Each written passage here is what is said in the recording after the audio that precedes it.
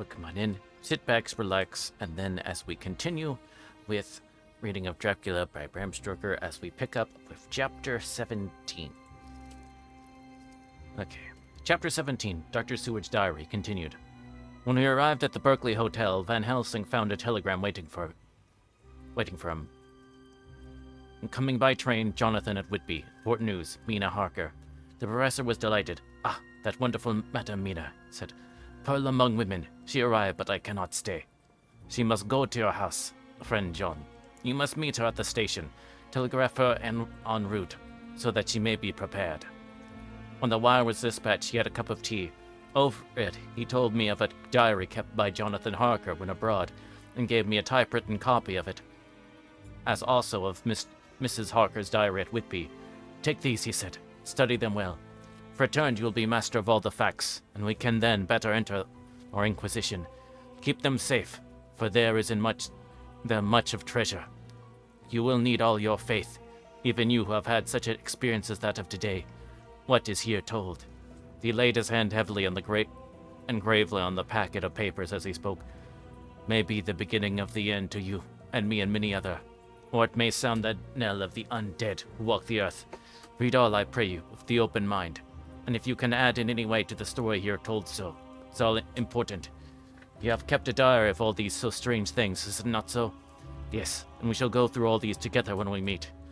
He then made ready for his departure and shortly drove off to Liverpool Street. I made my way to Paddington, where I arrived about 15 minutes before the train came in. The crowd melted away after the bustling fashion common to arrival platforms, and I was beginning to feel uneasy, lest I might miss my guess, when a sweet-faced, dainty-looking girl stepped up to me, and after a quick glance said, Dr. Seward, is it not? And you are Miss Mina Harker, I answered at once, whereon she held out her hand. I knew you from the description of poor dear Lucy, but... She stopped suddenly, and a quick blush over his face. The blush that rose to my own cheeks somehow set us both at ease. It was a tacit answer to her own.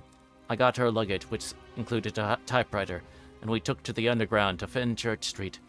After I sent a wire to my housekeeper to have a sitting room and a bedroom prepared at once for Mrs. Harker.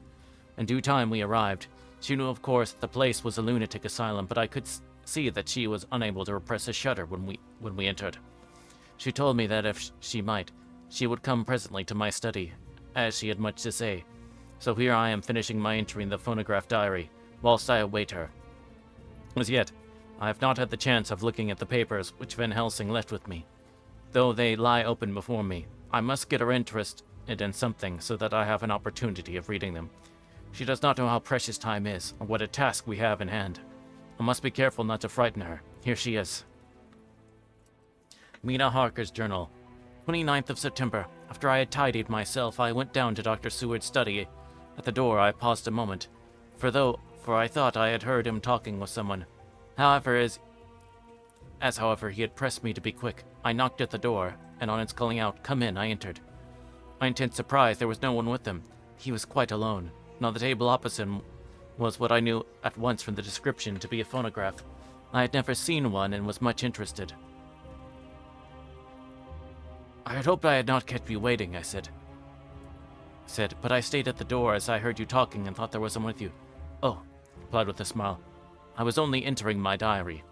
Your diary? I asked him in surprise. Yes, he answered. I keep it in this. As he spoke, he laid his hand on the phonograph. I felt quite excited over it and blurted out, Why, this beats even shorthand. May I hear it say something? Certainly, he replied with alacrity, and stood up to put it in train for speaking. Then he paused, and a troubled look over his face. The fact is, he began awkwardly, I only keep my diary in it. So it is entirely almost about my cases. It may be awkward, this. Then I tried to help him out of his embarrassment. You helped to attend dear Lucy at the end. Me hear how she died. For all that I know of her, I shall be grateful. She was very, very dear to me. To my surprise, he answered with a hoarse voice, like, Tell you of her death, not for the wide world. Why not? I asked, for some grave, terrible feeling was coming over me. Again he paused, and I could see that he was trying to invent an excuse. Like he stammered, You see, I do not know how to pick out any particular part of the diary. Speaking, an idea dawned upon him. He said with an unconscious, different voice, with the naivety of a child, "He's true, upon my honor." Could not but smile, at which he grimaced. "I gave myself away that time," he said. "But you do know that although I have kept the diary for months past, never once struck me how I was going to find any particular part of it in case I wanted to look it up. This time my mind was made up that the diary of a doctor who attended Lucy might have something to add to the sum of our knowledge of that terrible being." I said boldly, "Then Dr. Seward, better let me copy it out for you on my typewriter." I grew to a positively deathly pallor as he said, "Oh, no. For all the world, I wouldn't let you know that terrible story." Then it was terrible. My intuition was right. For a moment I thought, and as my eyes ranged the room, unconsciously looking for something or some opportunity to aid me, they lit on a great batch of typewriting on the table. His eyes cut upon the look in mine, and without his thinking, followed their direction. As they saw the parcel, he realized my meaning. "You do not know me," I said. "When you have read those papers, by my own diary and my husband's also, which I have typed, you will know me better. I have not faltered and given every thought of my own heart in this case. But of course you do not know me, yet I must not expect you to trust me so far. He is certainly a man of nobler nature. Poor dear Lucy was right about him." But opened a large drawer, in which was arranged in order a number of hollow cylinders of metal covered with dark wax, and said, "Quite right. I do not trust you because I do not know you. But I know you now, and let me say that I known you long ago. I know that Lucy told of you. She told me of you too. May I make the only atonement in my power? Take the cylinders and hear them. The first half-dozen of them are personal to me, and they will not horrify you. Then you will know me better. Dinner will by then be ready. In the meantime, I shall read over some of these documents, and you shall be better able to understand certain things." He carried the phonograph himself up to my sitting room, and adjusted it for me. Now I shall learn something pleasant, I'm sure, for it will tell me the other side of a truly love episode of which I know one-sided already.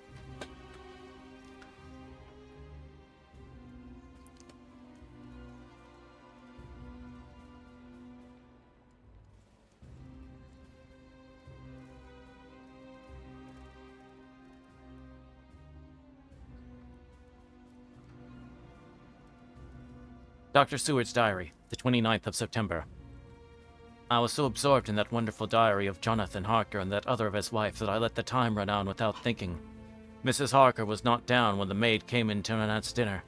So I said, "She is possibly tired. Let dinner wait an hour," and I went on with my work.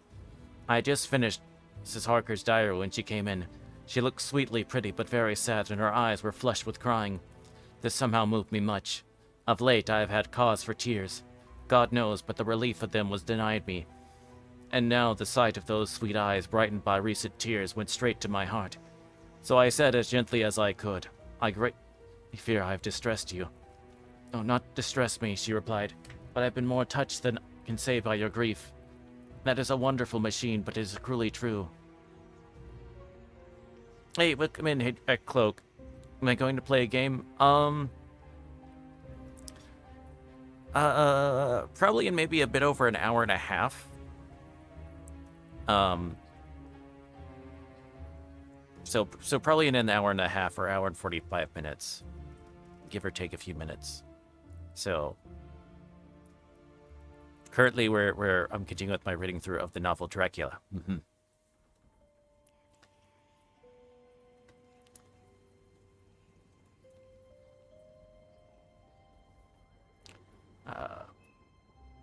So yes. So, if you want to leave and maybe hear the whole, because you want to hear the whole thing from the beginning, I do have archived on my YouTube all the stuff. So, of all my readings and things like that. So if you just do !YouTube, then it's in there. If interested, but if not, that's perfectly fine. Okay. Let's see. "Oh no, not distressed me," she replied, "but I have more touch than I can say by your grief. There's a wonderful machine, but it is cruelly true. It told me in its very tones the anguish of your heart. It was like a soul crying out to Almighty God. No one must hear them spoken ever again. See, I have tried to be useful. I have copied out the words on my typewriter. Another need now hear your heartbeats as I did. No one need ever know, shall ever know, I said in a low voice. She laid her hand on mine and said gravely, But they must. Must? But why? Because it is part of the terrible story. A part of poor Lucy's death, and all that led to it. Because in the struggle which we have before us to rid the earth of this terrible monster, we must have all the knowledge and all the help which we can get. I know that the cylinders which you gave me contained more than you intended me to know, but I can see that there are in your record many lights to this dark mystery. But let me help, will you not? I know all up to a certain point, as I see already, though your diary only took me to the 7th of September, how poor Lucy was beset, and how our terrible doom was being wrought out. Jonathan and I have been working day and night since Professor Van Helsing saw us. He has gone to Whitby to get more information, and he will be here tomorrow to help us. We need have no secrets amongst us. Working together and with absolute trust, we can surely be stronger than if some of us were in the dark. She looked at me so appealingly, and at the same time manifested such courage and reputation in her bearing, that I gave it at once to her wishes. That I gave in at once to her wishes. You shall, I said. Do as you like in the matter. God forgive me if I do wrong. There are terrible things yet to learn of, but if you have so traveled far on the road to poor Lucy's death, you will not be content, I know, to remain in the dark. Nay, the very end may give you a gleam of peace. Come, there is dinner. We must keep one another strong for what is before us. We have a cruel and dreadful task. When you have eaten, you shall learn the rest, and I shall understand any questions you ask. If there be anything which you do not understand, though it was apparent to us who were present. Mina Harker's Journal, the 29th of September.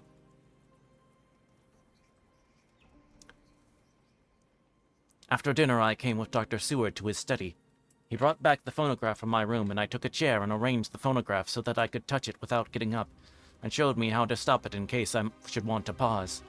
Then he very thoughtfully took a chair with its back to me, so that I might be as free as possible, and began to read. I put the forked metal to my ears and listened. When the terrible story of Lucy's death and all that followed was done, I lay back in the chair powerless. Fortunately, I am not of a fainting disposition. When Dr. Seward saw me, he jumped with a horrible exclamation, and hurriedly taking a case bottle from the cupboard, gave me some brandy, which in a few minutes somewhat restored me. My brain was all in a whirl, and only that there came through all the multitude of horrors. The holy ray of light that my dear Lucy was at once... Oh my gosh. The holy ray of light that my dear Lucy was at last at peace. I do not think I could have borne it without making a scene. It was all so wild and mysterious and strange that if I had not known Jonathan's experience in Transylvania, I could not have believed it. As it was, I don't know what to believe, and so got out of my difficulty by attending to something else. I took the cover off my typewriter and said to Dr. Seward, "Let me write this all out now. We must be ready for Dr. Van Helsing when he comes. I've sent a telegram to Jonathan to come on here when he arrives in London from Whitby. In this matter, dates are everything, and I think that if we get all of our material ready and have every item put in chronological order, we shall have done much." You tell me that Lord Godalming and Mr. Morris are coming too. Let us be able to tell them when they come. He accordingly set the phonograph at a slow pace, and I began to typewrite from the beginning of the 17th cylinder. I used manifold, and so took 3 copies of the diary, just as I had done with the rest. It was late when I got through, but Dr. Seward went about his work of going his round of the patients. When he had finished, he came back and sat near me, reading so I did not feel too lonely, whilst I worked. How good and thoughtful he is. The world seems full of good men, even if there are monsters in it. Before I left him, I remembered what Jonathan put in his diary, the professor's perturbation at reading some in an evening paper at the station at Exeter. So seeing that Dr. Seward keeps his newspapers, I borrowed the files of the Westminster Gazette and the Pall Mall Gazette, and took them to my room. I remember how much the Daily Graph and the Whitby Gazette, of which I have made cuttings, had helped us to understand the terrible events at Whitby when Count Dracula landed. So I shall look through the evening papers since then, and perhaps I shall get some new light. I am not sleepy, and the work will help to keep me quiet. Dr. Seward's diary, the 30th of September. Mr. Harker arrived at 9 o'clock. He got his wife's wire just before starting. He is uncommonly clever, if one can judge from his face, and full of energy. If this journal be true, and judging by one's own wonderful experiences, it must be he was also a man of great nerve. That going down to the vault a second time was a remarkable piece of daring. After reading his account of it, I was prepared to meet a good specimen of manhood, but hardly the quiet, businesslike gentleman who came here today. Later, after lunch, Harker and his wife went back to their own room, and as I passed a while ago, I heard the click of the typewriter. They are hard at it. Mrs. Harker says they are knitting together in chronological order every scrap of evidence they have. Harker has got the letters between the consignee of the boxes at Whitby and the carriers in London who took charge of them. He is now reading his wife's transcript of the diary. I wonder what they make out of it. Here it is. Strange that it never struck me that the very next house might be the Count's hiding place. Goodness knows that we had enough clues from the conduct of the patient Renfield. The bundle of letters relating to the purchase of the house were with the transcript. If we had only them earlier, we might have saved poor Lucy. That way madness lies. Harker has gone back and is again collecting material. He says that by dinner time, they will be able to show a whole connected narrative. He thinks that in the meantime I should see Renfield, as hitherto he has been sort of an index to the coming and going of the Count. I hardly see this yet. When I get the dates, I suppose I shall. What a good thing that Mrs. Harker put my cylinders into type. We never could have found the dates otherwise. I found Renfield sitting placidly in his room with his hands folded, smiling benignly. At the moment he seemed as sane as anyone I ever saw. I sat down and talked to him on a lot of subjects, all which he treated naturally. He then, of his own accord, spoke of going home, a subject he has never mentioned to my knowledge during his sojourn here. In fact, he spoke quite confidently of getting his discharge at once.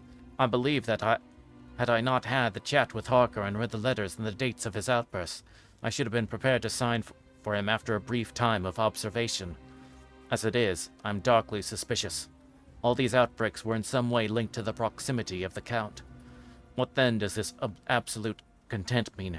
Can it be that his instinct is satisfied as to the vampire's ultimate triumph? Stay, he is himself zoophagous, and in his wild ravings outside the chapel door of the deserted house he always spoke of Master. This all seems confirmation of our idea. However, after a while I came away. My friend is just a little too sane at present to make it safe to probe him too deep with questions. He might begin to think, and then, so I came away. I mistrust these quiet moods of his, so I have given the attendant a hint to look closely after him, and to have a straight waistcoat ready in case of need. Jonathan Harker's Journal, the 29th of September. In train to London, when I received Mr. Billington's courteous message that he would give me any information in his power, I thought it best to go down to Whitby and make on the spot such inquiries as I wanted. I was now my object to trace that horrid cargo of the Count to its place in London. Later, we may be able to deal with it. Billington Jr., a nice lad, met me at the station and brought me to his father's house, where they had decided I must spend the night. They are hospitable, with true Yorkshire hospitality. Give a guest everything and leave him to do as he likes. They all knew that I was busy, and that my stay was short, and Mr. Billington had ready in his office all the papers concerning the consignment of boxes. It gave me almost a turn to see again one of the letters which I had seen on the Count's table before I knew of his diabolical plans. Everything had been carefully thought out, and done systematically and with precision. He seemed to have been prepared for every obstacle which might be placed by accident in the way of his intentions being carried out, to use an Americanism. He had taken no chances, and the absolute accuracy with which his instruments were fulfilled was simply the logical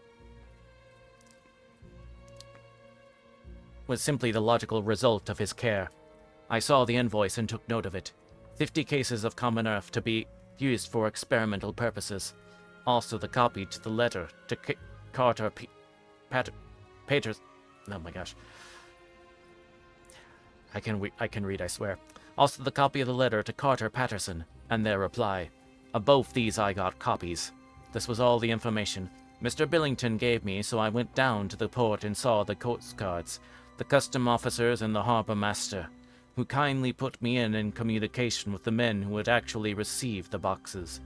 Their tally was exactly with the list, and they had nothing to add to the simple description of 50 cases of common earth, except that the boxes were main and mortal heavy, and that shifting them was dry work.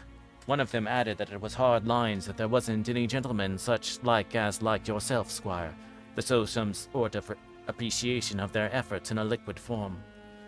Another put in a rider that the thirst then generated was such that even the time had elapsed had not completely allayed it.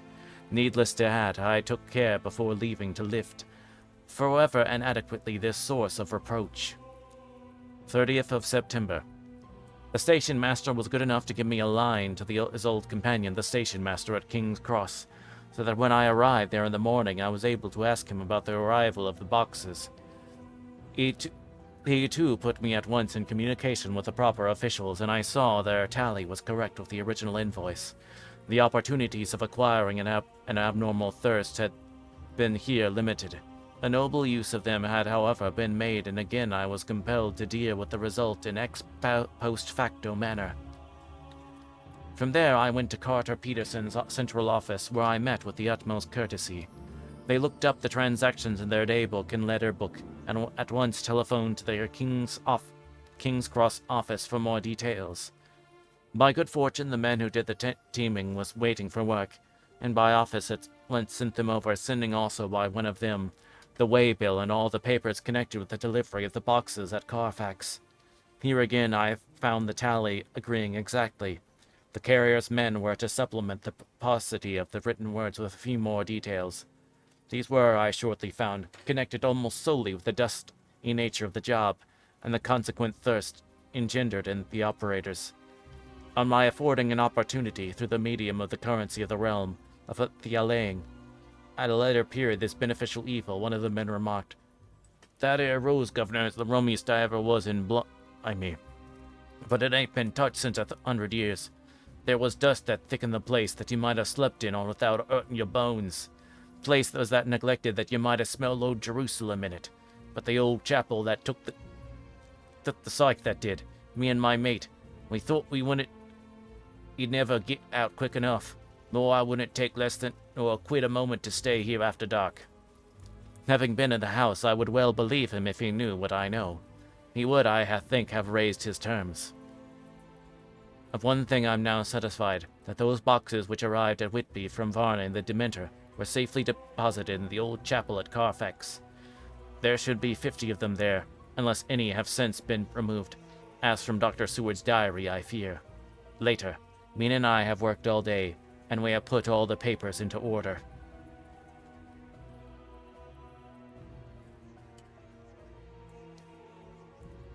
Water sip.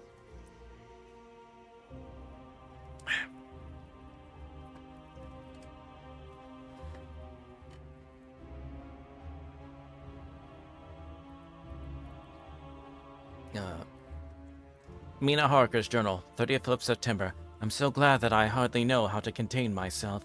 It is, I suppose, the reaction from the haunting fear which I have had, that this terrible affair and the reopening of his old wound might act detrimentally on Jonathan. I saw him leave for Whitby, with as brave a face as could, but I was sick with apprehension. The effort, however, has done him good. He was never so resolute, never so strong, never so full of volcanic energy as at present. It is just as that dear good Professor Van Helsing said, he is true grit, and he improves under strain that would kill a weaker nature. He came back full of life and hope and determination. We have got everything in order for tonight. I feel myself quite wild with excitement. I suppose one ought to pity anything so haunted as the Count. That is just it. This thing is not human, not even a beast. To read Dr. Seward's account of poor Lucy's death and what followed is enough to dry up the springs of pity in one's heart. Later, Lord Godalming and Mr. Morse arrived earlier than we expected. Dr. Seward was out on business, and had taken Jonathan with him, so I had to see them. It was only to me a painful meeting, but brought back all poor dear Lucy's hopes of of only a few months ago. Of course, they had heard Lucy speak of me, and seemed that Dr. Van Helsing, too, had been quite blowing my trumpet, as Mr. Morris expressed it. Poor fellows, neither of them is aware that I know all about the proposals they made to Lucy. They did not quite know what to say or do, as they were ignorant of the amount of my knowledge. So they had to keep on neutral subjects. However, I thought the matter over, and came to conclusion that the best I could do would to post them on the affairs right up to the date. I knew from Dr. Seward's diary that they had been at Lucy's death, her real death, and that I could not fear to betray any secret before the time. So I told them as well as I could that I have read all the papers and diaries, and that my husband and I have typewritten them. I just finished putting them in order. I gave them each a copy to read in the library. When Lord Dalming got his and turned it over, "It does make a pretty good pile," he said. "Did you write all this, Mrs. Harker?" I nodded, and he went on. "I don't quite see the drift of it, but you people are all so good and kind, and you have been working so earnestly and so energetically, that all I can do is accept your ideas blindfold and to try to help you. I have had one lesson already in accepting facts that should make a man humble to the last hour of his life. Besides, I know you loved my Lucy." Here he turned away and covered his face with his hands. I could hear the tears in his voice. Mr. Morris, with instinctive delicacy, just laid a hand for a moment on his shoulder, and then walked quietly out of the door. I suppose there is something in a woman's nature that makes a man free to break down before her and express his feelings on the tender emotional side without feeling it derogatory to his manhood. For when Lord Godalming found himself alone with me, he sat down on the sofa and gave way utterly and openly. I sat down beside him and took his hand. I hope he didn't think it forward of me, and that if he ever thinks of it afterwards, he will never have such a thought. There, I wrong him. I know he never will. He is too true a gentleman, I said to him, for I could see his heart was breaking. I love dear Lucy, and I know what she was to you, and what you were to her. She and I were like sisters, and now she is gone. You not let me be like a sister to you in your trouble. I know that what sorrows you have had, although I cannot measure the depth of them. If sympathy and pity can help in your affliction, won't you let me be of some little service for Lucy's sake?" In an instant the poor fellow was overwhelmed with grief. It seemed at once that all he had been suffering in silence found a great vent at once.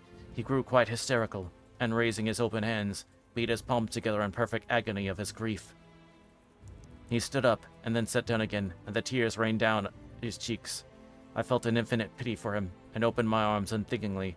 With a sob he laid his head on my shoulder and cried like a wearied child, whilst he shook with emotion. We women have something of the mother in us that makes us rise above smaller matters when the mother spirit is invoked. I feel this big sorrowing man's head resting on me, as though it were as that of a baby that some day may lie on my bosom, and I stroked his hair as though he were my own child. I never thought at the time how strange it all was. After a little bit his sobs ceased, and he raised himself with an apology. Though he made no disguise of his emotion, he told me that for days and nights past, weary days and sleepless nights, he had been unable to speak with anyone, as a man must speak in his time of sorrow. There was no woman whose sympathy could be given to him, or with whom, owing to the terrible circumstances which his sorrow was surrounded, he could speak freely. I know now how I suffered," he said as he dried his eyes, "but I do not know even yet, and none others can ever know, how much your sweet sympathy has been to me. I shall know better in time, and believe me that, though I am not ungrateful now, my gratitude will grow with my understanding. You will let me be like a brother, will you not, for all our lives, for dear Lucy's sake?" "For dear Lucy's sake," I said as we clasped hands. "Aye, and for your own sake," he added. "For if a man's esteem and gratitude are ever worth the winning, you have won mine today.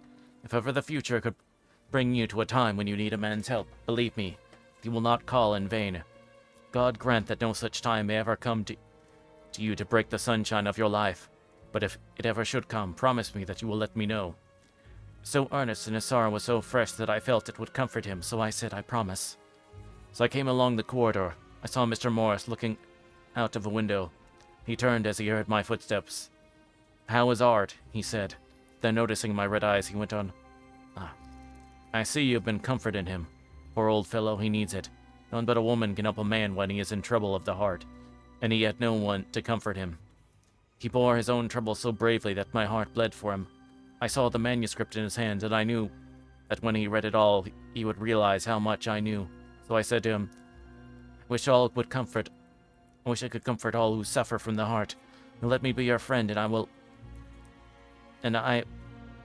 will you come to me for comfort if you need it? You will know later why I speak. He saw that I was in earnest, and stooping took my hand, and raising it to his lips, kissed it. It seemed but poor comfort to so brave and unselfish a soul, and impulsively I bent over and kissed him. The tears rose in his eyes, and there was a momentary choking in his throat. He said quite calmly, "Little girl, you will never forget that true-hearted kindness so long as you ever live." Then he went into the study to his friend. Little girl, the very words he had used to Lucy, and oh, but he proved himself a friend. It's the end of chapter 17.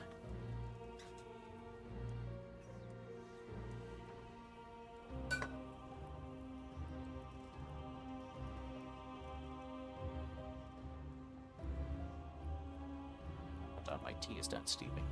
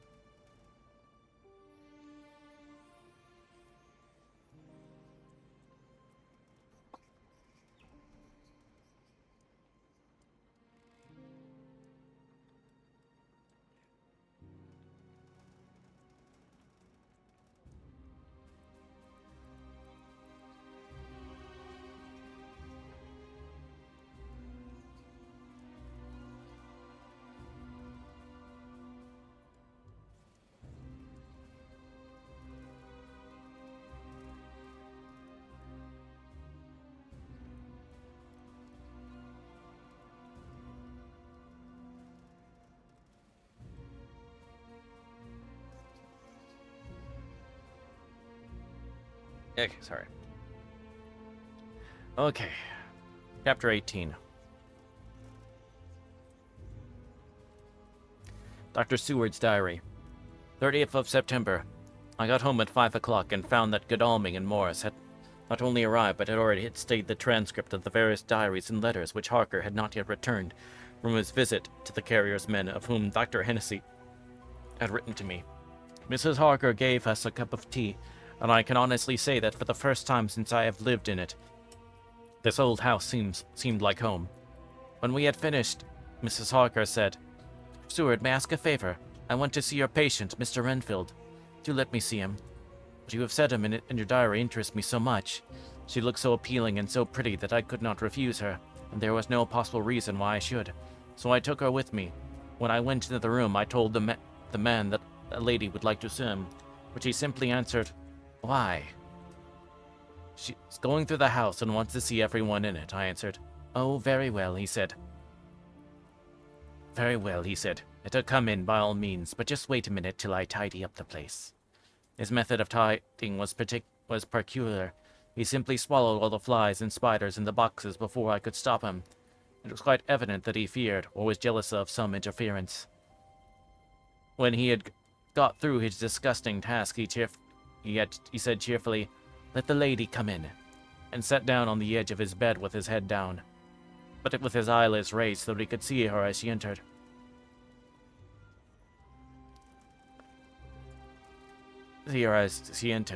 For a moment I thought he might have some homicidal intent, remembered how quiet he had been just before he attacked me in my own study, and I took care to stand where I could seize him at once if he attempted to make a spring at her. She came into the room with an easy gracefulness which would at once command the respect of any lunatic, for easiness is one of the qualities mad people most respect. She walked over to him, smiling pleasantly, and held out her hand. "Good evening, Mr. Renfield," said she. "See, I know you, for Dr. Seward has told me of you." He made no immediate reply, but eyed her all over, with a set frown on his face. This look gave way to one of wonder, which merged in doubt. then, to an intense astonishment, he said, "You're not the girl that Doctor wanted to marry, are you? You can't be, you know, for she's dead." Mrs. Harker smiled sweetly as she replied, "Oh no, I have a husband of my own to whom I was married before I ever saw Dr. Seward. Or he me. I am Mrs. Harker." "Then what are you doing here?" "My husband and I are staying on a visit with Dr. Seward." "Then don't stay." "But why not?" I thought that this style of conversation might not be pleasant to Mrs. Harker, any more than it was to me, so I joined in. "How did you know I wanted to marry anyone?" "Well, I was simply contemptuous." Given in a pause, which he turned his eyes from Mrs. Harker to me, instantly turning him back again. What an asinine question. "I don't see that at all, Mr. Renfield," said Mrs. Harker, at once championing me. He replied to her with as much courtesy and respect as he had shown contempt to me. "You will of course understand, Mrs. Harker, that when a man is so loved and honored, as our host is, everything regarding him is of interest in our little community. Dr. Seward is loved not only by his household and his friends, but even by his patients, who, being some of them hardly in mental equilibrium, are apt to distort causes and effects. Since I myself have been an inmate of a lunatic asylum, I cannot but notice that the sophistic tendencies of some of his inmates lean towards the errors of non causa and ignoratio elenchi. I positively opened my eyes at this new development. Here was my own pet lunatic, the most pronounced of his type I had ever met, talking elemental philosophy, and with the manner of a polished gentleman. I wonder if it was Mrs. Harker's presence which had touched some chord in his memory. If this new phase was spontaneous, or in any way due to her unconscious influence, she must have some rare gift or power. We continued to talk for some time, and seeing that he was seemingly quite reasonable, she ventured, looking at me questioningly as she began, to lead him to his favorite topic. I was astonished, for he addressed himself to the question with the impartiality of the complete sanity. He even took himself an example when he mentioned certain things. "Why, I myself am an instance of a man who had a strange belief. Indeed, it was no wonder that my friends were alarmed and insisted on my being put under control. I used to fancy that life was a positive and perpetual entity, and that by consuming a multitude of live things, no matter how low in the scale of creation, one might indefinitely prolong life. At times I held the belief so strongly that I actually tried to take human life. The doctor here will bear me out that on one occasion I tried to kill him for the purpose of strengthening my vital powers, but the assimilation with my own body of his life through the medium of his blood, relying of course upon the scriptural phrase, 'For the blood is the life,' though indeed the vendor of a certain nostrum has vulgarized the truism to the very point of contempt. Isn't that true, Doctor?" I nodded assent, for I was so amazed that I hardly knew what to either think of or say. It was hard to imagine that I had seen him eat his spiders and flies not 5 minutes before. Looking at my watch, I saw that I should go to the station to meet Van Helsing, so I told Mrs. Harker that it was time to leave. She came at once after saying pleasantly to Mr. Renfield, "Goodbye, and I hope I may see you often, under auspices pleasanter to yourself." To which, to my astonishment, he replied, "Goodbye, my dear. I pray God I may never see your sweet face again. May he bless and keep you." When I went to the station to meet Van Helsing, I left the boys behind me. Poor Art seemed more cheerful than he has been since Lucy first took ill, and Quincy is more like his own bright self than he has been for many a long day. Van Helsing stepped from the carriage with the eager nimbleness of a boy. He saw me at once and rushed to me, saying, "Ah, friend John, how goes all? So I have been busy, for I come here to stay if need be. All affairs are settled with me, and I have so much to tell you. Madame Mina is with you, yes? And her so fine husband? And Arthur and my friend Quincy, they are with you too? Good."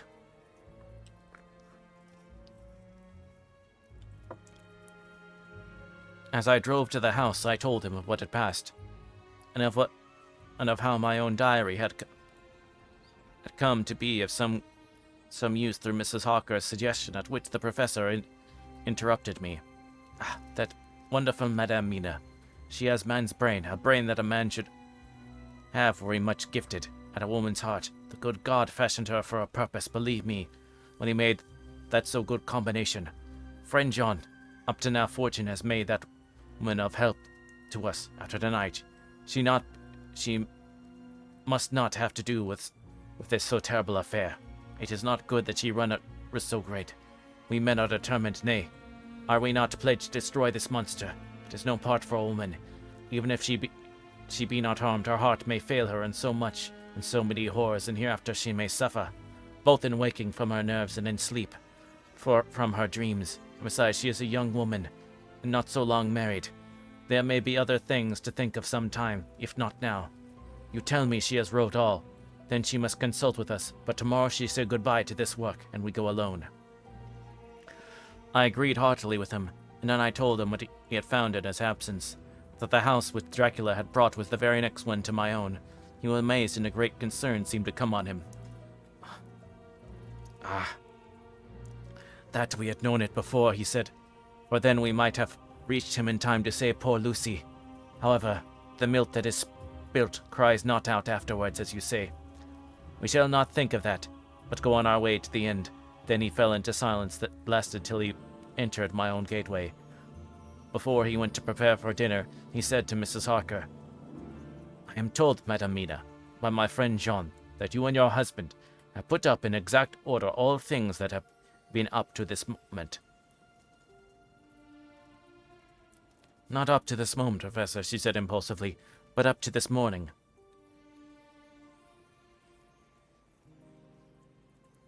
But why not now? We have seen hitherto how good light all the little things have made. We have told our secrets, and no one who has told us is the worse for it. Mrs. Harker began to blush, and took a page from her pocket. She said, Dr. Van Helsing, will you read this, and tell me if I must go on? It is my record of today. I too have seen the need of putting down at present everything, however trivial. But there is little in this except what is personal. Must it go in? The professor read it over gravely, and handed back, saying, It need not go in if you do not wish it, but I pray that it may. It can but make your husband love you more, and all of us, your friends, more honor you as well, as more esteem and love. She took it back with another blush and a bright smile. And so, now up to this hour, all the records we have are complete and in order. The professor took away one copy to study after dinner. Before our meeting, which is fixed for 9 o'clock, the rest of us had already read everything, so we can meet in the study, and we shall all be informed as to the facts, and can arrange our plan of battle with this terrible and mysterious enemy. Okay, we got a ad break incoming, so we're gonna do that, and then we're right back. Okay. I will have words on stream if you have a sub or Twitch turbo, so you can use that.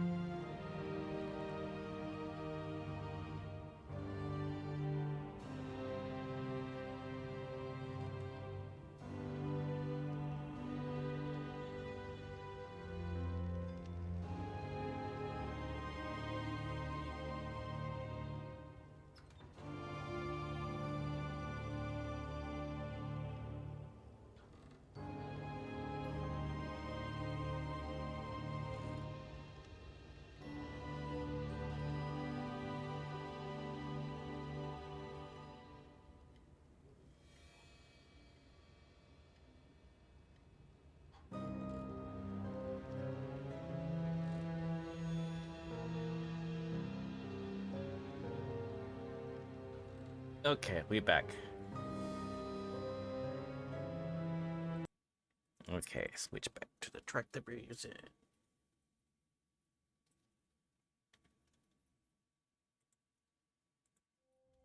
There we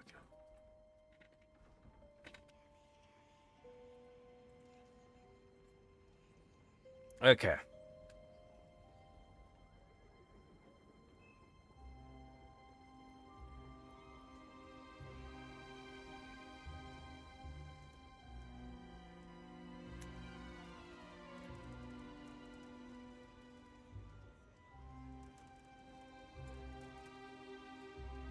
Nina Harker's journal, 30th of September. We met in Dr. Seward's study 2 hours after dinner.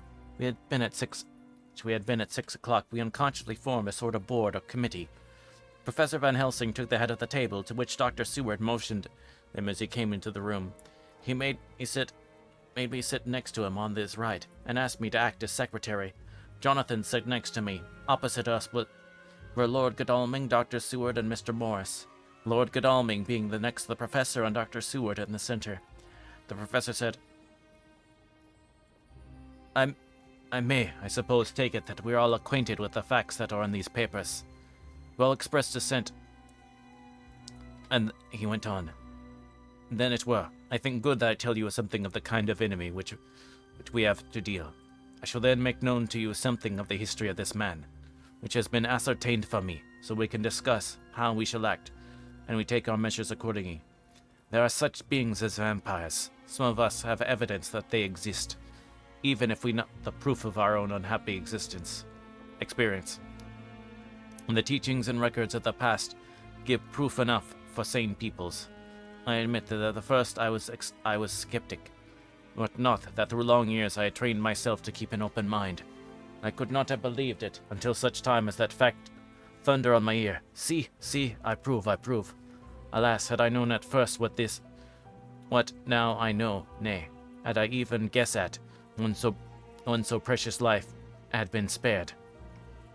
Too many of us who did love her, but that is gone, and so we must so work, that the other poor souls perish not, whilst we can save.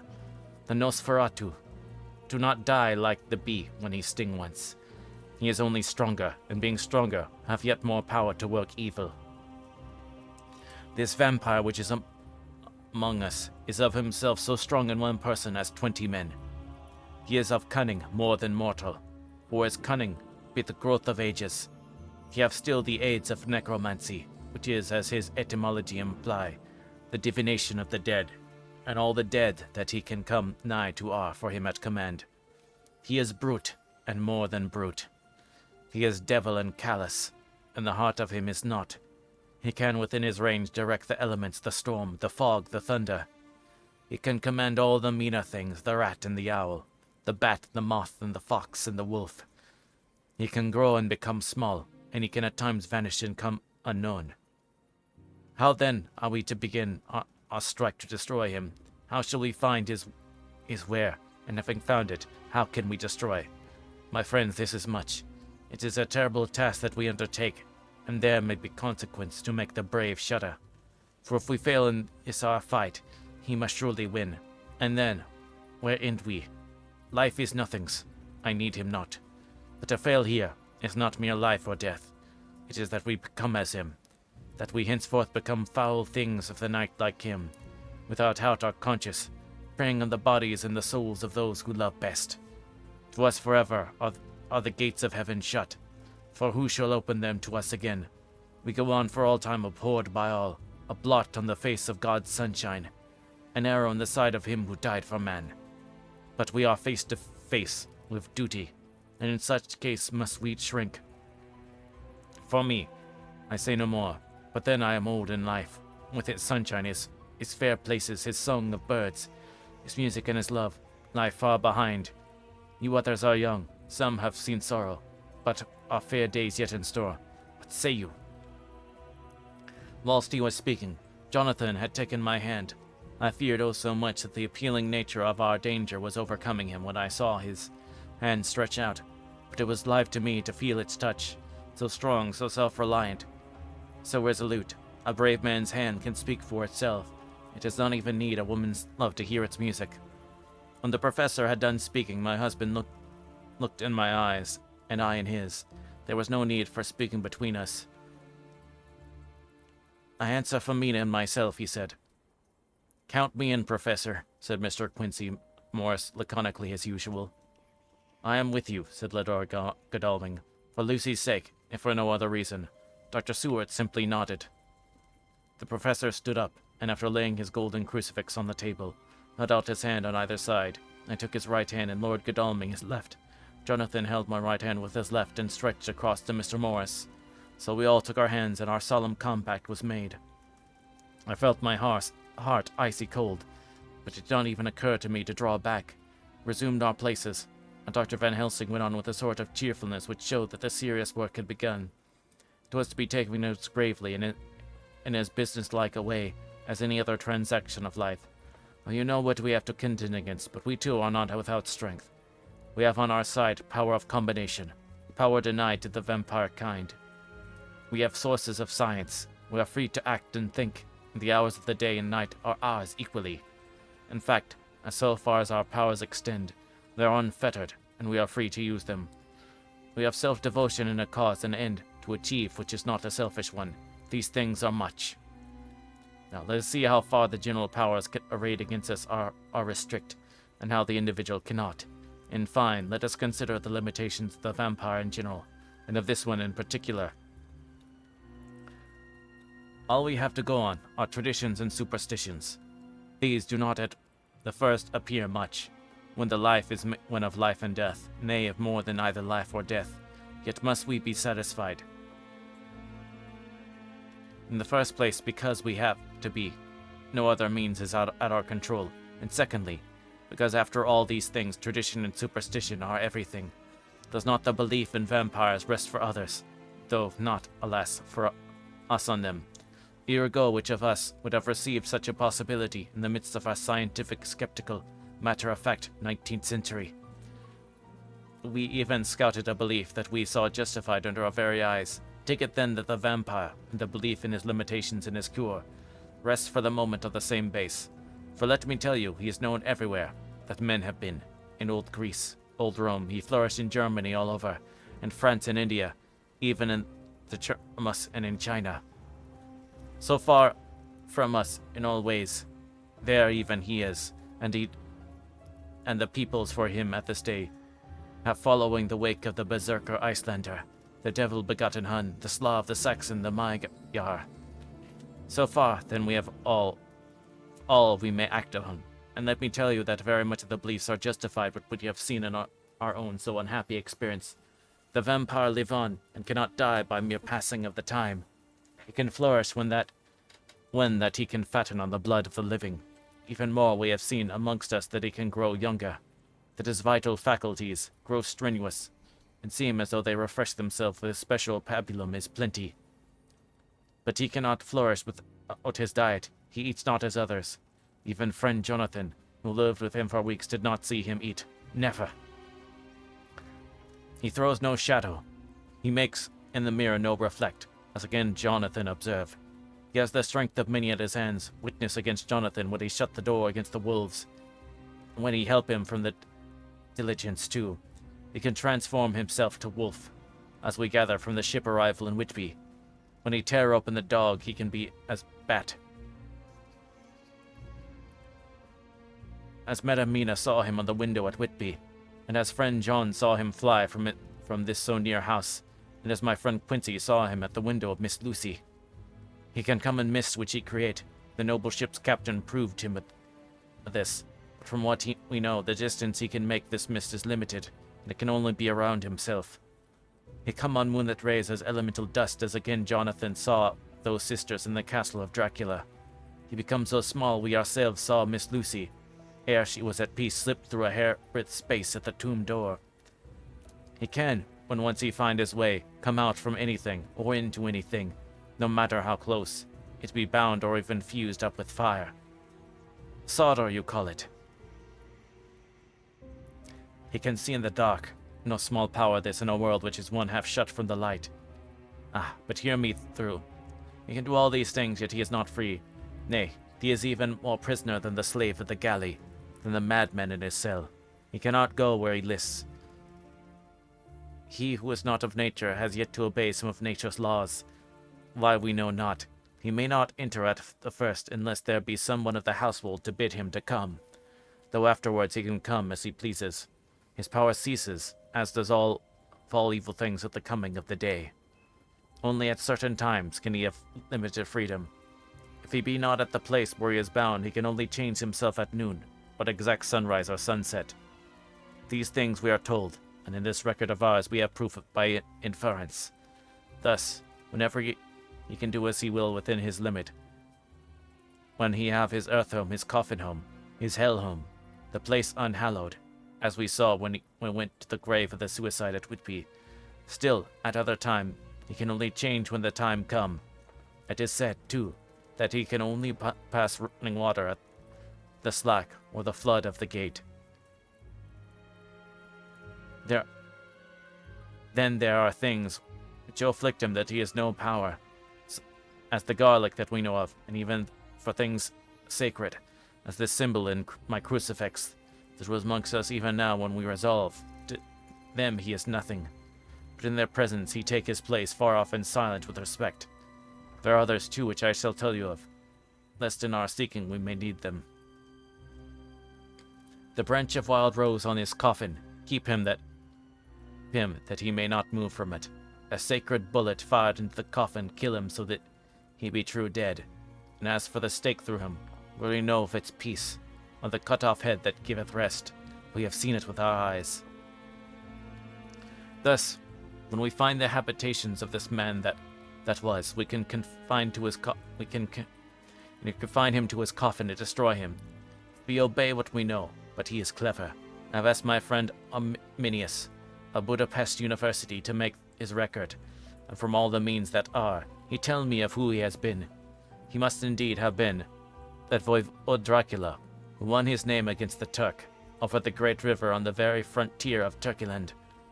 If it be so, then was he not common man, for in that time, and for centuries after, he was spoken of as the cleverest and the most cunning, as well as the bravest of the sons of the land beyond the forest. That mighty brain and that iron resolution went with him to his grave, and are even now arrayed against us.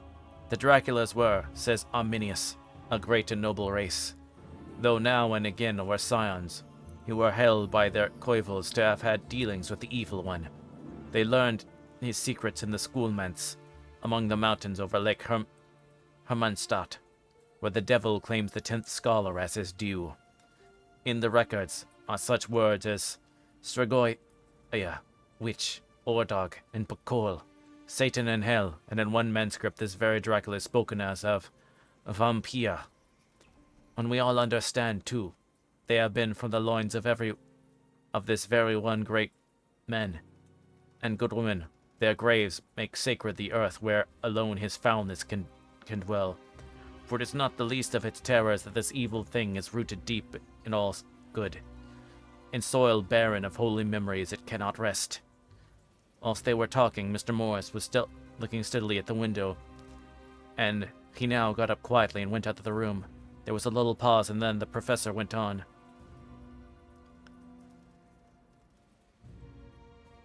And now we must settle what we do. We have here much data, and we can proceed to lay out our campaign. We know from the inquiry of Jonathan that from the castle to Whitby came 55 boxes of earth, all of which were delivered at Carfax. We also know that at least some of these boxes have been removed. It seems to me that our first step should be to ascertain whether all rest remain in the house beyond that wall where we look today, or whether any more have been removed. If the latter, we must trace. Here we interrupted in a very startling way. Outside the house came the sound of a pistol shot. The glass of the window was shattered with a bullet, which ricocheting from the top of the embrasure struck the far-off wall of the room.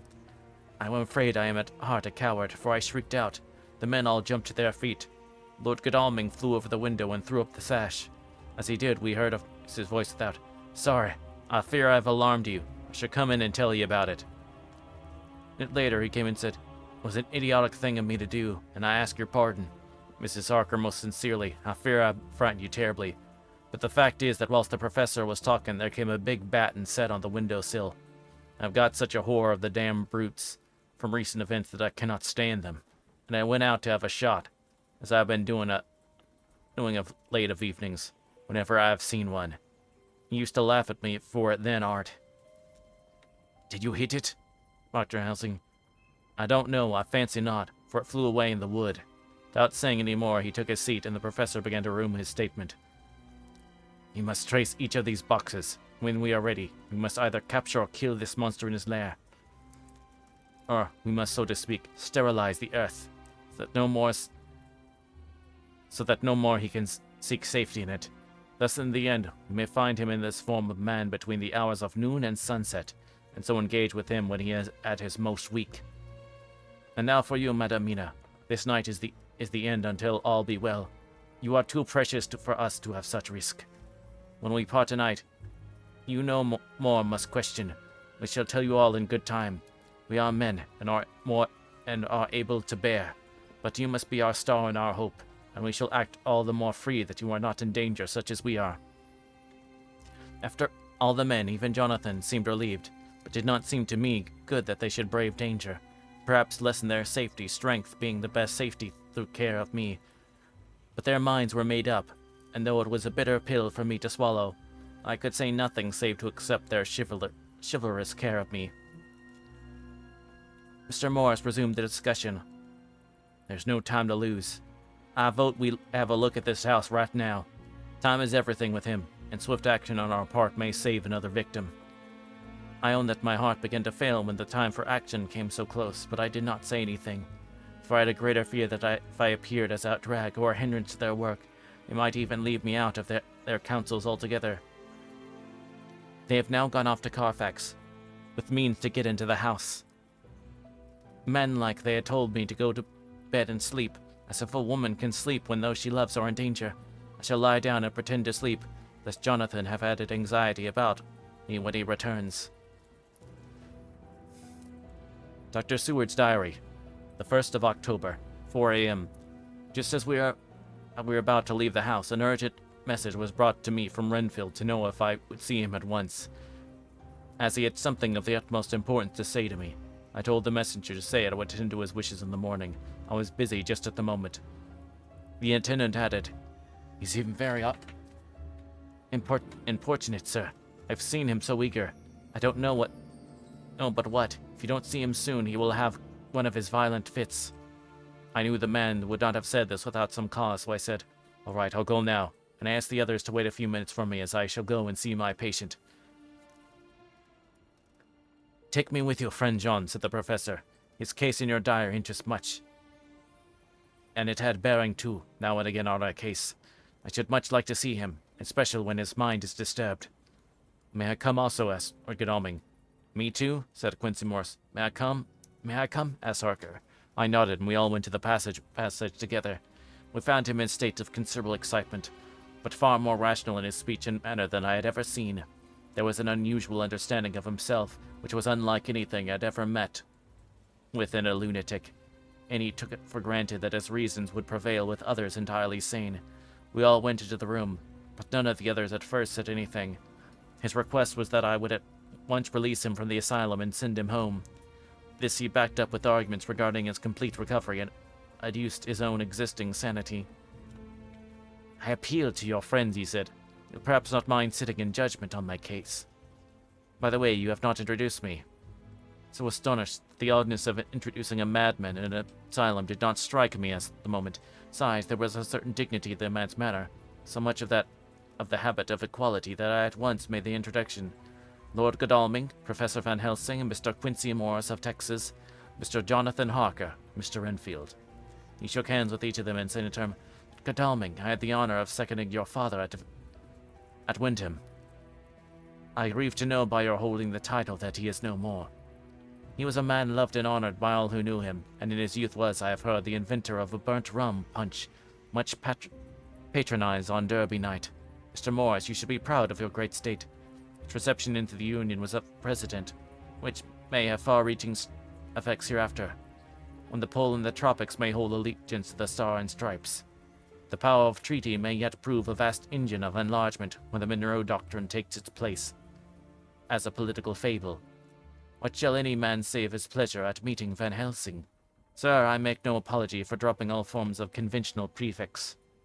When an individual has revolutionized therapeutics by his discovery of the continuous evolution of brain matter, conventional forms are unfitting, since they seem to limit him to one of a class.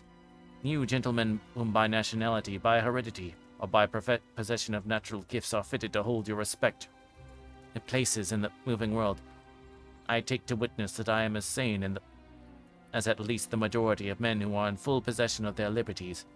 I'm sure that you, Dr. Seward, humanitarian and medical jurist as well as scientist, will deem it a moral duty to deal with me as one to be considered as under exceptional circumstances. He made his last appeal with a courtly air of conviction, which was not without its own charm. I think we were all staggered. For my own part, I was under the conviction, despite my knowledge of the man's character and history, that his reason had been restored, and I felt under a strong impulse to tell him that I was satisfied as to his sanity, would see about the necessary formalities for his release in the morning. I thought it better to wait, however, before making so grave a statement, for of old I knew the sudden changes to which his particular patient was liable, so I contented myself with making a general statement that he appeared to be improving very rapidly, that I would have a longer chat with him in the morning, and we would then see what I could do in the direction of meeting his wishes. This did not at all satisfy him, for he said quickly, "But I fear, Dr. Seward, you had apprehend my wish. I desire to go at once, here, now, this very hour, this very moment, if I may. Time presses, and our implied agreement with the old scytheman of it is of the essence of the contract. I'm sure it is only necessary to put for so admirable a practitioner as Dr. Seward so simple, yet so momentous a wish to ensure its fulfillment." He looked at me keenly. Pardon me? And seeing the negative in my face, turned to the others and scrutinized them closely. Not meaning any of sufficient response, he went on, "Is it possible that I have erred in my supposition?"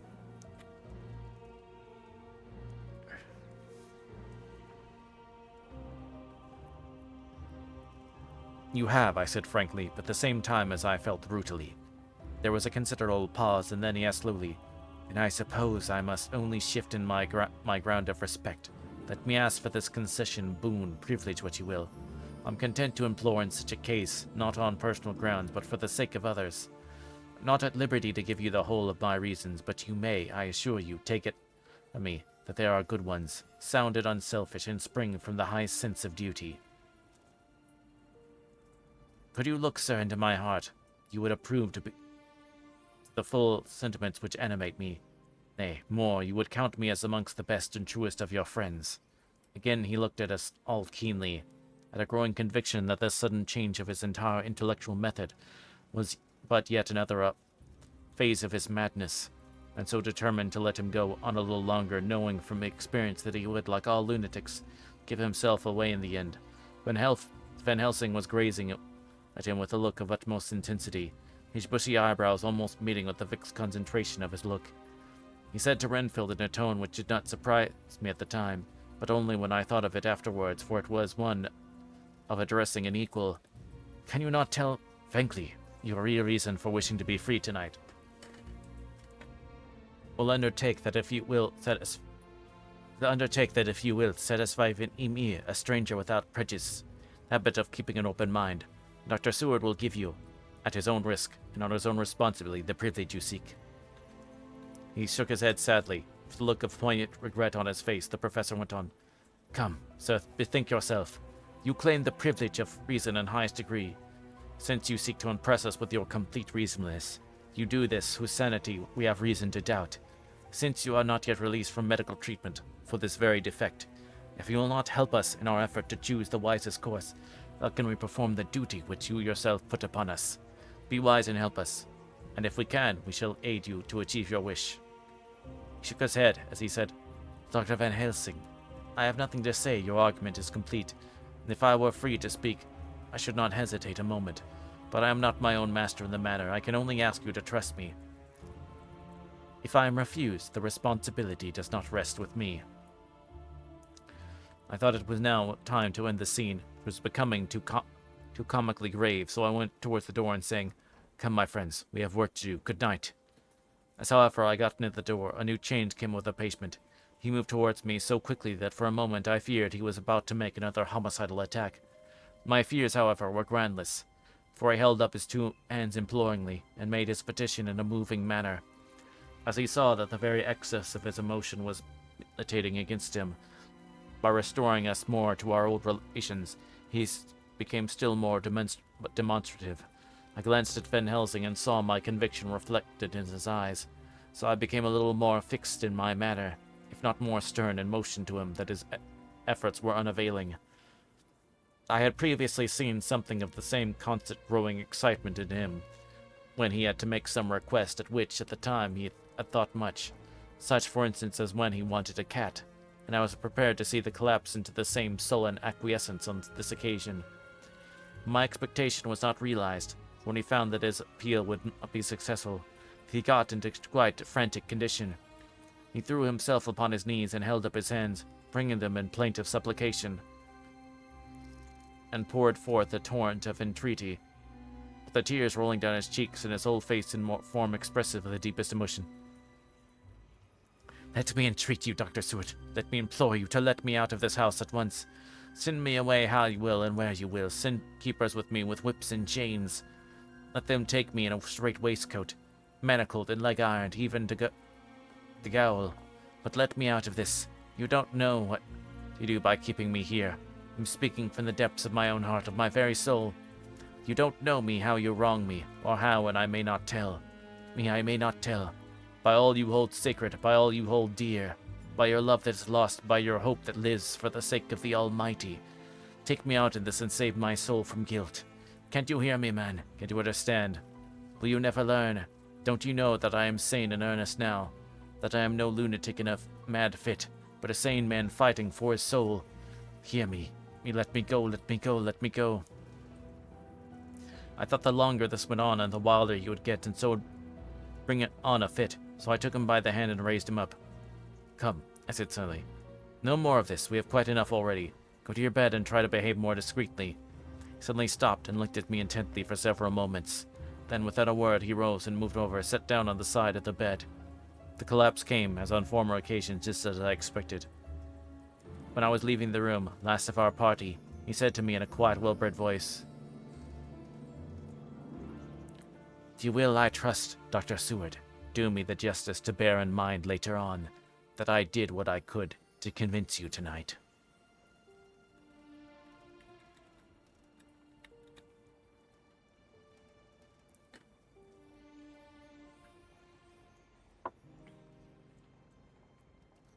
Chapter 19, Jonathan Harker's Journal.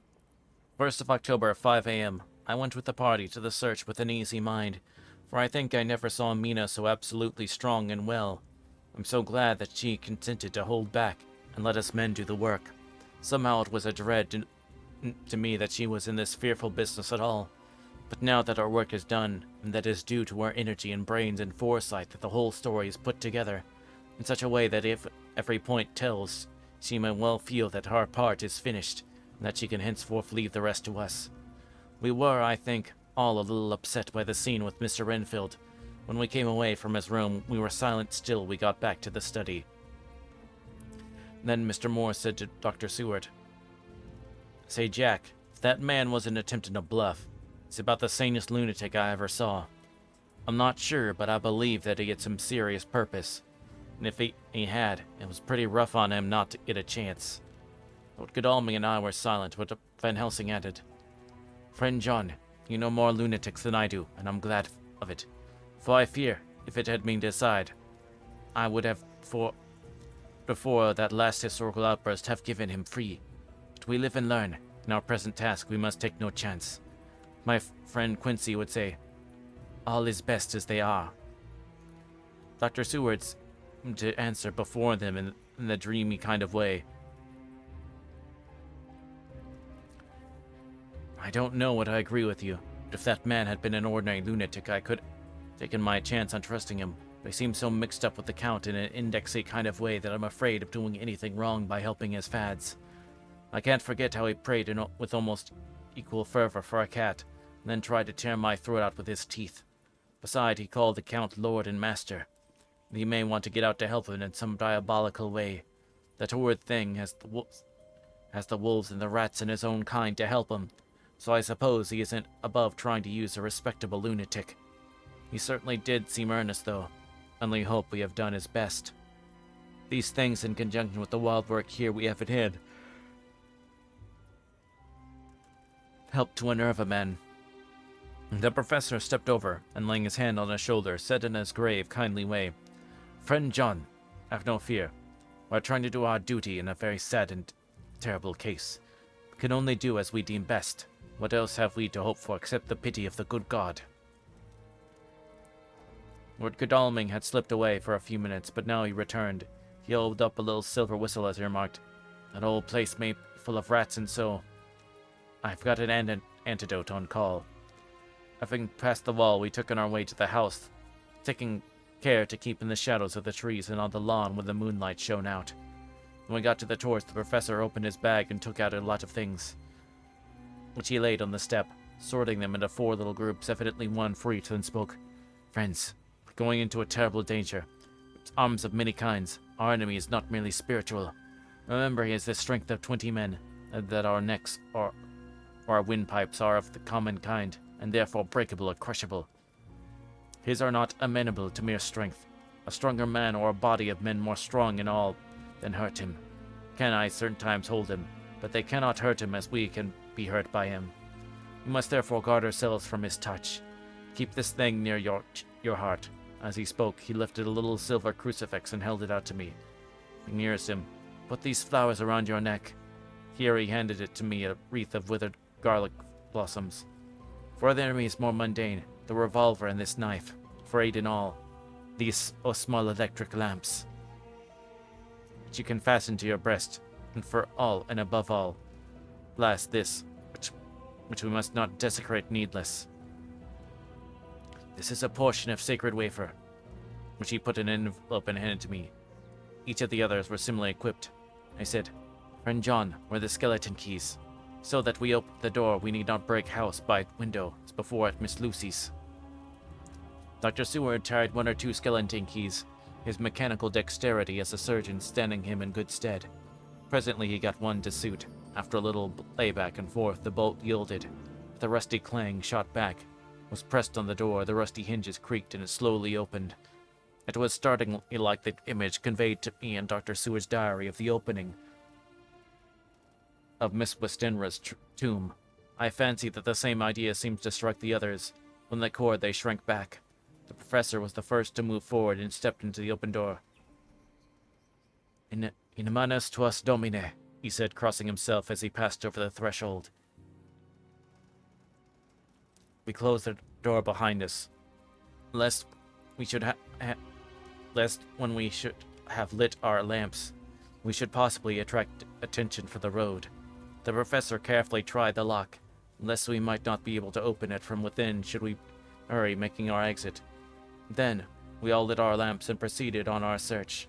The light from the tiny lamps fell in all sorts of odd forms, as the rays crossed each other, or the opacity of our bodies threw great shadows. I could not for my life get away from the feeling that there was someone else amongst us. I suppose if it was the recollection so powerfully brought home to me by the grim surroundings of that terrible experience in Transylvania. I think the feeling was common to us all, and I noticed that the others kept looking over their shoulders at every sound and every new shadow, just as I felt myself doing.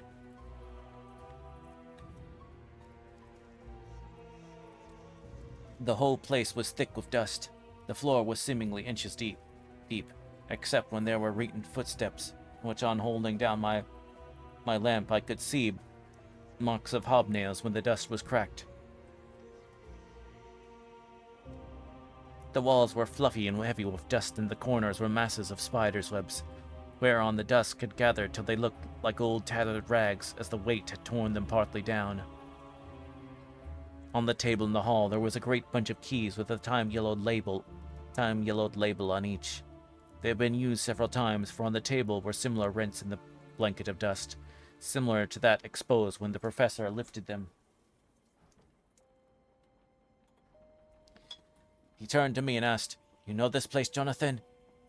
You have copied maps of it, and you know at least we do, which is the way to the chapel." I had no idea of its direction, though on my former visit I had not been able to get admission to it, so I led the way, and after a few wrong turnings found myself opposite a low-arched oaken door, ribbed with iron bands. "This is the spot," said the professor, as he turned his lamp on a small map of the house, copied from the file of my original correspondence regarding the purchase. With a little trouble, we found the key on the bunch and opened the door. We were prepared for some unpleasantness, for as we were opening the door, a faint melodious air seemed to exhale through the gaps, but none of us ever expected such an odor as we encountered. None of the others had met the Count at all at close quarters, and when I had seen him, he was either in the fasting stage of his existence in his rooms, or when he was bloated with fresh blood in a ruined building open to the air. But here, the place was small and close, and the long disuse had made the air stagnant and foul. There was an earthy smell, and of some dry miasma, which came through the fouler air, but as to the odor itself, how shall I describe it? It was not alone that it was composed of all the ills of mortality, and with a pungent, acrid smell of blood, but it seemed as though corruption had become itself corrupt. It sickens me to think of it. Every breath exhaled by that monster seemed to have clung to the place, and intensified its loathsomeness. Under ordinary circumstances, such a stench would have brought our enterprise to an end, but this was no ordinary case, and that high and terrible purpose in which we were involved gave us a strength which rose above mere physical considerations. After the involuntary shrieking consequent on the first nauseous whiff, we once and all set about our work as though that loathsome place were a garden of roses. We made an accurate examination of the place, the professor saying as we began, "The first thing is to see how many boxes are left. We must then examine every hole and corner and cranny, see if we got some clue as to which has become of the rest." A glance was sufficient to show how many remained, for the great earth chests were bulky and there was no mistaking them. There were only 29 left out of the 50. Once I got a fright, for seeing Lord Godalming suddenly turn and look out of the vaulted door into the dark passage beyond. I looked too, and for an instant my heart stood still. Somewhere looking at the shadow, I seemed to see the high lights of the Count's evil face, the ridge of the nose, the red eyes, the red lips, the awful pallor. It was only for a moment, or as Lord Godalming said, "I thought I saw a face, but it was only the shadows," and resumed his inquiry. I turned my lamp in the direction and stepped into the passage. There were no signs of anyone, and as there were no corners, no doors, no aperture of any kind, but only the solid walls of the passage, there could be no hiding place even for him. I took it that fear had helped imagination and said nothing. A few minutes later, I saw Morris step suddenly back from a corner, which he was examining. We all followed his movements with our eyes, for undoubtedly some nervousness was growing on us, and we saw a whole mass of phosphorescence, which twinkled like stars. We all instinctively drew back. The whole place was becoming alive with rats. For a moment or two we stood appalled, all save Lord Godalming, who was seemingly prepared for such an emergency.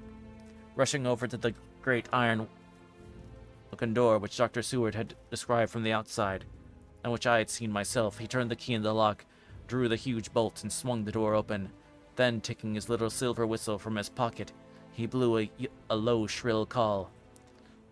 It was answered from behind Dr. Seward's house by the yelping of dogs. After about a minute, 3 terriers came dashing around the corner of the house. Unconsciously, we all moved towards the door, and as we moved, I noticed that the dust had been much disturbed. The boxes which had been taken over had been brought this way, but even the minute we had elapsed, the number of rats had vastly increased. They seemed to swarm over all the place at once. The lamplight shining on our moving dark bodies and glittering baleful eyes made the place look like a bank of earth, set with fireflies. The dogs dashed on, but as the threshold suddenly stopped and snarled, and then, simultaneously lifting their noses, began to howl in most lugubrious fashion. The rats were multiplying in thousands, and we moved out. Lord Godalming lifted one of the dogs, and carrying him in, placed him on the floor. The instant his feet touched the ground, he seemed to recover his courage, and rushed at his natural enemies. They fled before him so fast that before he had shaken the life out of a score, the other dogs, who had by now been lifted the same manner, had but small prey ere the whole mass had vanished.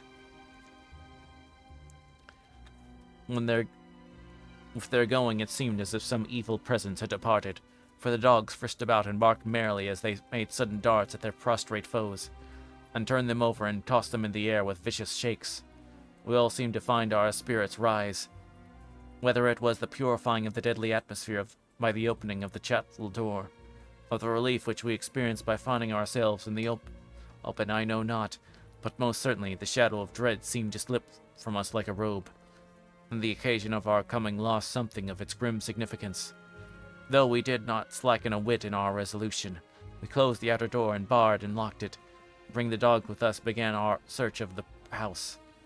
We found nothing except dust in extraordinary proportions, and all untouched save for my own footsteps, which I made my first visit. Never once did the dogs exhibit any symptom of uneasiness, and even when we returned to the chapel, they frisked about as though they had been rabbit hunting in a summer wood. The morning was quickening in the east. When we emerged from the front, Dr. Van Helsing had taken the key of the hall door from the bunch, and locked the door in orthodox fashion, putting the key into his pocket, which he had done. "For," he said, "our night has been eminently successful. No harm has come to us, as I feared might be, and yet ascertained how many boxes are missing.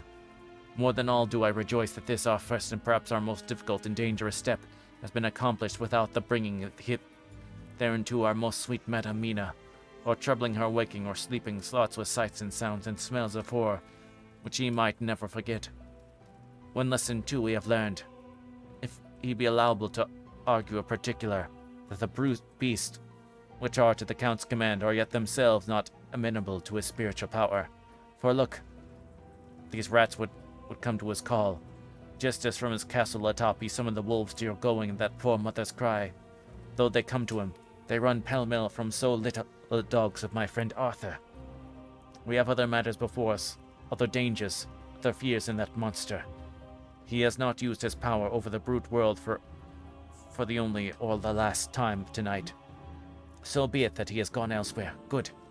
It's given us opportunity to cry check in some way to in his chess game, which we play for the stake of human souls. And now let us go home. The dawn is close at hand. We have reason to be content with our first night's work. It may be ordained that we have many nights and days to follow. If full of peril, we must go on, and from no danger shall we shrink. The house was full and silent when we got back, for some low poor creature who was screaming away in one of the distant wards in a low moaning sound from Renfield's room. The poor wretch was doubtless torturing himself, after the manner of the insane, with needless thoughts of pain. I came tiptoe in our room, and found Mina asleep, breathing so softly they had put my ear down to hear it. She looks paler than usual. I hope the meeting tonight has not upset her. I am truly thankful that she is to be left out of our future work, and even of our deliberations. It's too great a strain for a woman to bear. Do not think it so at first, but I know better now. Therefore I'm glad that it is concealed. There be things which would frighten her to hear, and yet to conceal them for her might be worse than to tell her if she once suspected that there were any concealment.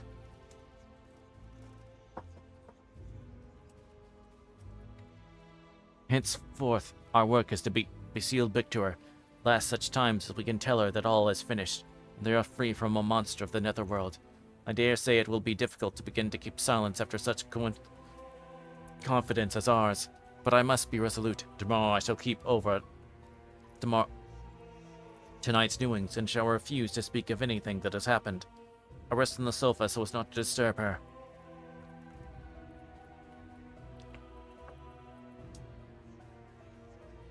The 1st of October, later. I suppose it was natural that we should all oversleep ourselves, for the day was a busy one, the night had no rest at all. Even Mina must have felt its exhaustion, for though I slept till the sun was high, I was indeed awake before her, and had to call 2 or 3 times before she awoke. Indeed, she was so sound asleep that for a few seconds she did not recognize me, but looked at me with a sort of blank terror, as one looks who has been waked out of a bad dream. She complained of being tired, and I let her rest till later in the day. We now know that 21 boxes have been removed, and it be that several were taken away. Any of these removals, we may be able to trace them all. Such will, of course, immensely simplify our labor, and the sooner the matter is attended to, the better. I shall look up Thomas Snelling today.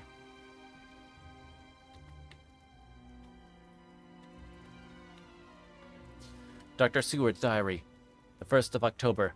It was toward noon when I was awakened by the professor walking into my room. He was more jolly and cheerful than usual, and it is quite evident that last night's work has helped to take some of the brooding weight off his mind. After going over the adventure of the night, he suddenly said, "Your patient interests me much. Your patient interests me much. It be that when I visit him this morning, or if that you are too occupied, go alone, and if it may be, it is a new experience to me to find a lunatic who talk philosophy and reason so sound. Some work to do which pressed, so I told him that if I wanted to go alone I would be glad, that I should not have to keep him waiting, so I called an attendant and gave him necessary instructions. While the professor left the moon, I cautioned him against getting any false impression from my patient.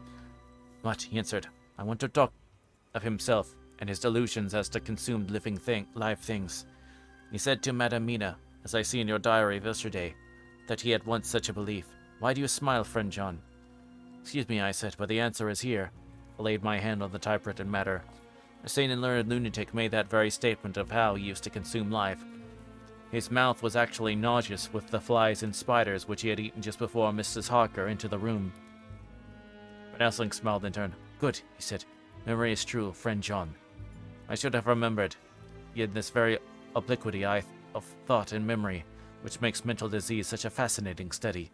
Perhaps I may gain more knowledge out of the folly of this madman than I shall from the teaching of the most wise. Who knows? I went on with my work, and before long was through at hand. It seemed to me that the time had been very short indeed, for there was Van Helsing back to the study. I interrupt? He asked politely as he stood at the door. Not at all, I answered. Come in, my work is finished, I'm free. Go with you if like. It is needless, I have seen him. Well, I fear he does not appraise me at much. Our interview was short. At a room he was sitting on a stool in the center with his elbows on his knees. His face was the picture of sullen discontent. I treated him as cheerfully as I could.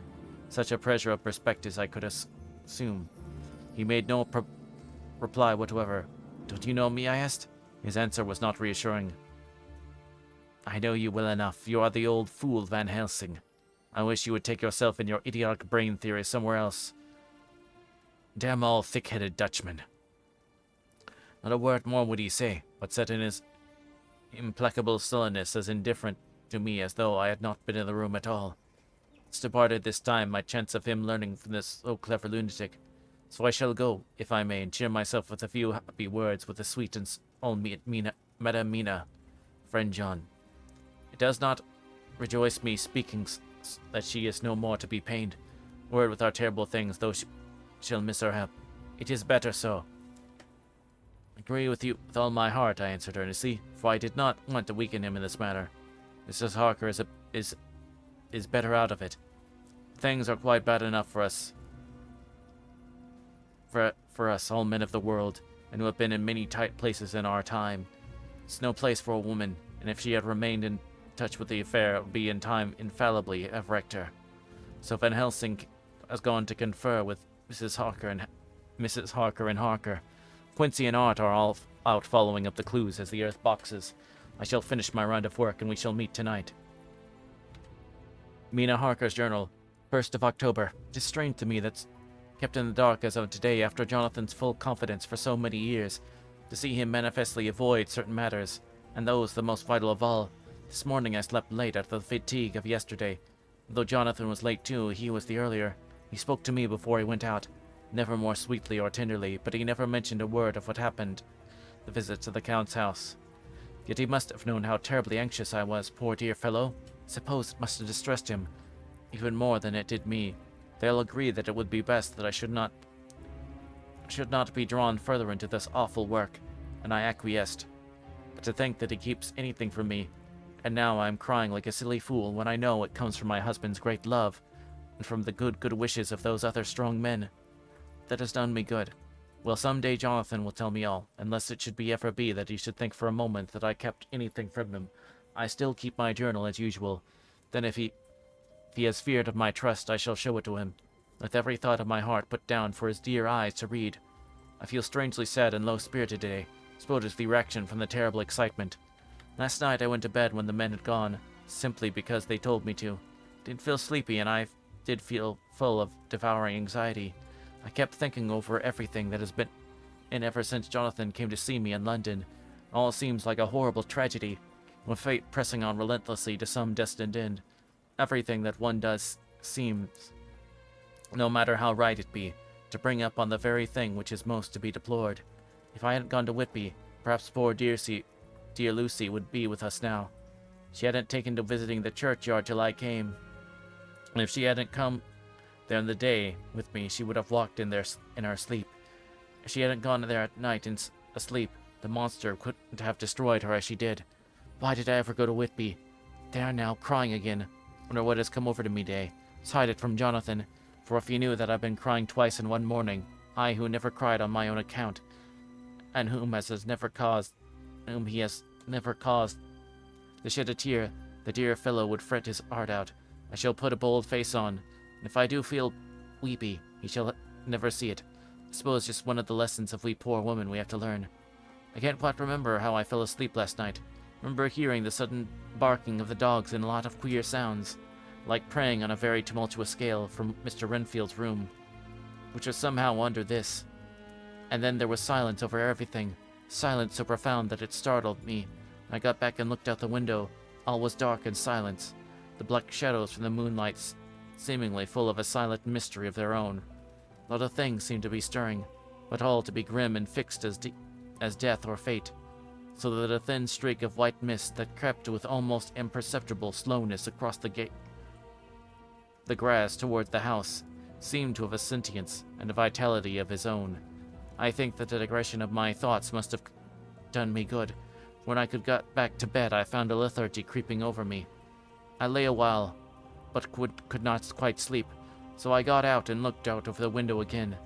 The mist was spreading, and was now close up to the house, so I could see it lying thick against the wall, as though it were stealing up to the windows.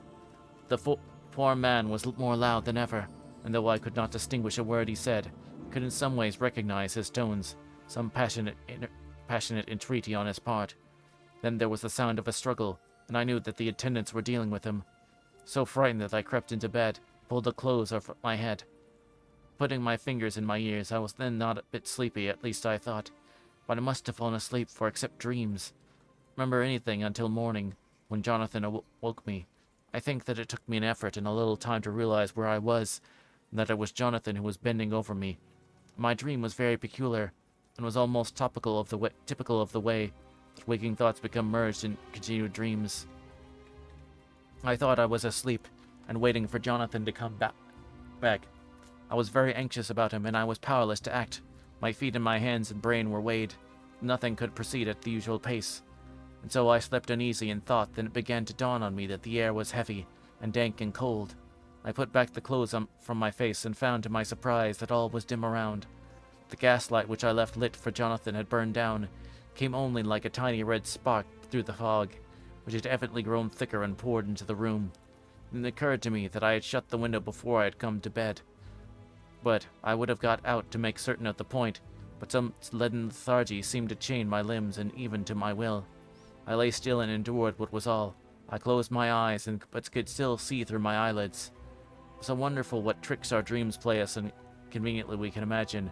The mist grew thicker, and I could see how it came in, for I could see lit the smoke, the white energy of boiling water pouring in not through the window, but through the joinings of the door. It got thicker and thicker, till it seemed as if it became concentrated in some sort of pillar of cloud in the room, at the top of which I could see the light of gas shining like a red eye. Things began to whirl through my brain just as the cloudy column was now whirling in the room, and through it all came the scriptural words, "A pillar of cloud by day and of fire by night." Was it indeed such spiritual guidance that was coming to me, my sleep? But the pillar was composed of both the day and the night guiding, for the fire was in the red eye, in which in which the thought got a new fascination for me until I looked. The fire divided and seemed to shine out through the fog like two red eyes, such as Lucy told me of in her momentary wandering, when on the cliff the dying sunlight struck the windows of St. Mary's Church. Suddenly the horror burst upon me that it was thus that Jonathan had seen those awful women growing into reality through the whirling mist in the moonlight. In my dream I must have fainted, for all became black darkness. The last conscious effort which imagination made was to show me a livid white face bending over me out of the mist. I must be careful about such dreams. Oh my gosh, you're such a moron. For they would unseat one's reason if there were too much of them. I would get Dr. Van Helsing or Dr. Seward. Them. Which would make me sleep.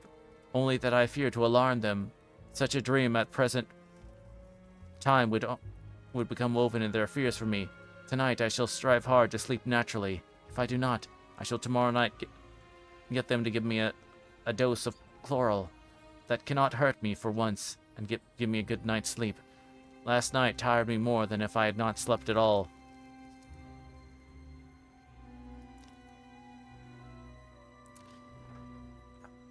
Oh my gosh, she's turned into a movie. A horror movie a horror movie heroine.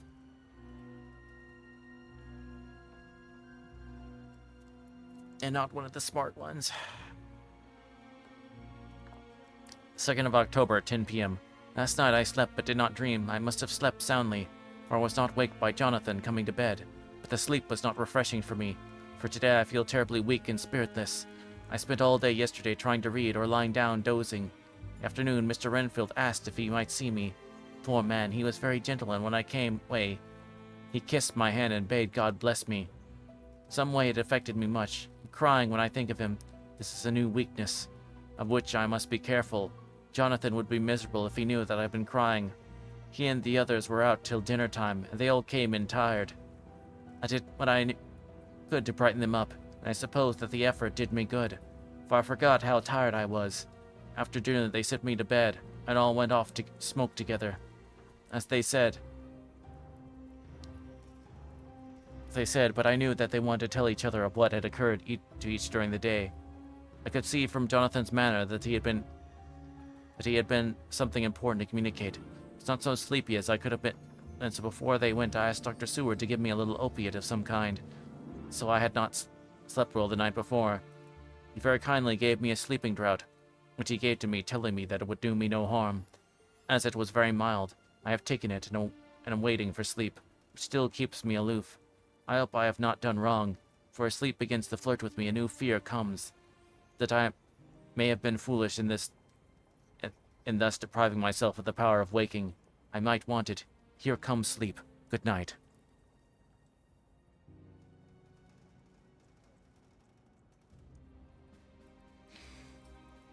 Oh my gosh, that's taking me out of... Oh my gosh, she's becoming so dumb. But yeah, I'm surprised that I just had that moment of like, oh my gosh. Okay, but yeah, that's, so I think we're just going to conclude on the reading of that tonight. But I hope you'll enjoy that, and we'll pick up next time with chapter 20.